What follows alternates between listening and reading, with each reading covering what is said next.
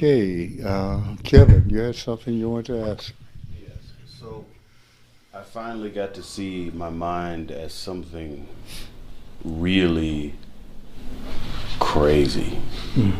You know, crazy, crazy. Like, Yeah. in a home crazy. But where is that now? When you say the mind is crazy, my reaction is I see some of the loose ends. I see the pairing that you've mentioned. Hmm. I see some of the far-flung associations that take me off focus or something like that. But this really intense insanity I had never seen until a couple of days ago. Where is that in daily functioning, and why does it surface in the way that it does? It surfaces in that way because of frustration. It gets more intense because of frustration. Because you see, doing the work that you're doing threatens it. So it gets like a little child, throws a tantrum. And what you'll find mostly about the insanity to that degree is that it's a tantrum.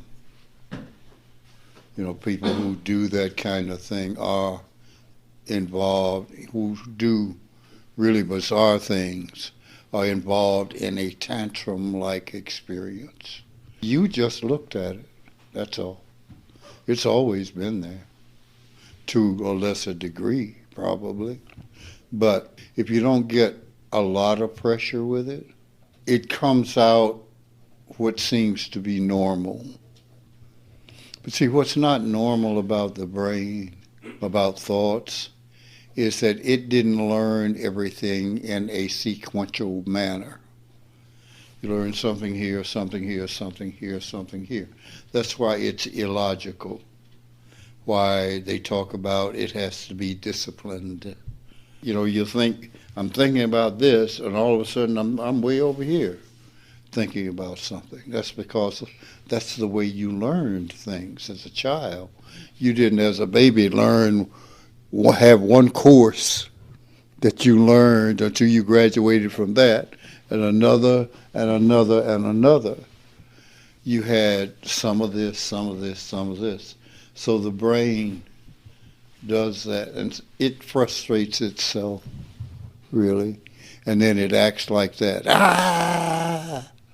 It acts like that because it's the energy, the amount of energy in that moment makes it seem real crazy, and it is.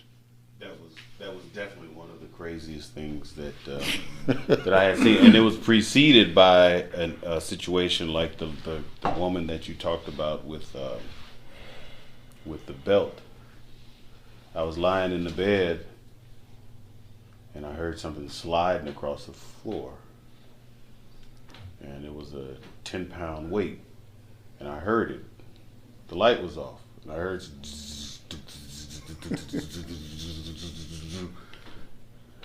And it stopped when it hit the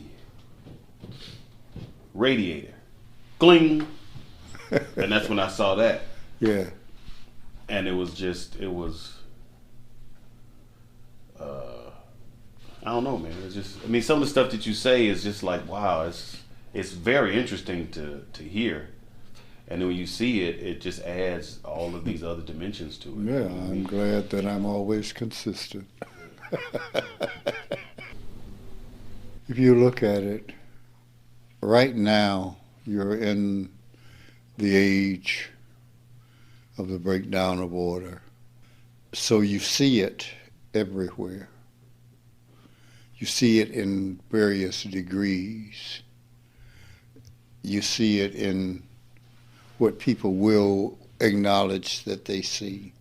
You see it in people just unwilling to change, unwilling to see. You see it in people not caring about things that are of value because they're following the quote mind. And like I said, it's inconsistent. And you see that everywhere now. the insanity of the mind. The insanity of the mind to believe anything. One of the things that is most insane, if you take this country, is the two-party system.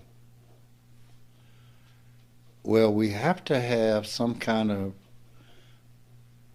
way of doing things, but we're set up so that the party is more important than the issue.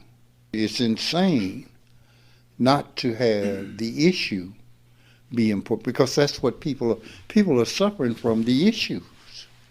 Okay, the issue is not some other thing, whether I've got to protect my position, you've got to protect your position.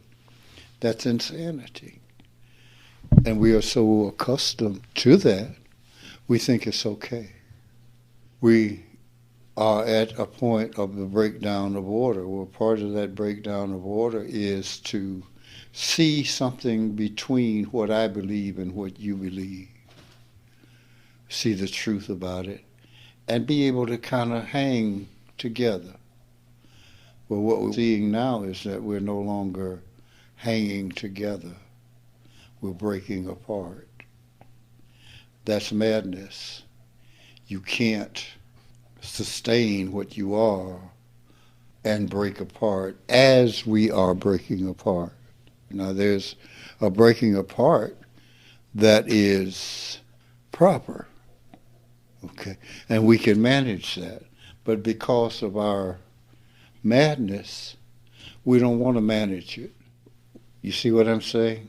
So let me say the other side of that about your brain, too, about your mind. It's also one of the best friends you got when used properly.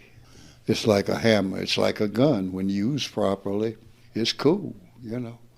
But when used improperly, that's insanity. And that's what we have.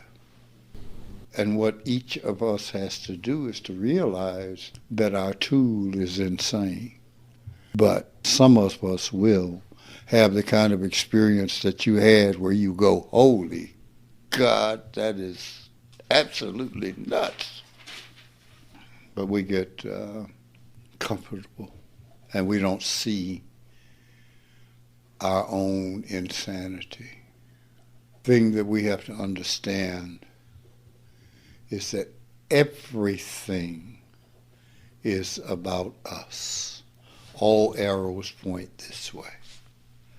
I can't do anything about this.